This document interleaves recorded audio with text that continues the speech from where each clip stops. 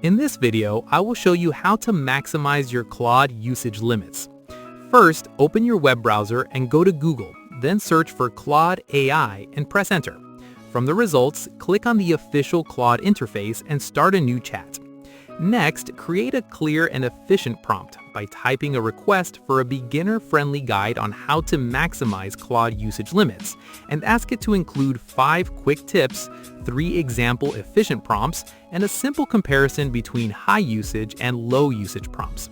Keep your instructions short, structured, and specific so Claude gives you focused and useful responses without unnecessary details.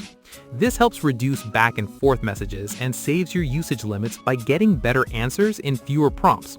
Once you send it, Claude will generate a well-organized guide with practical tips, reusable prompt ideas, and a comparison chart to improve your efficiency.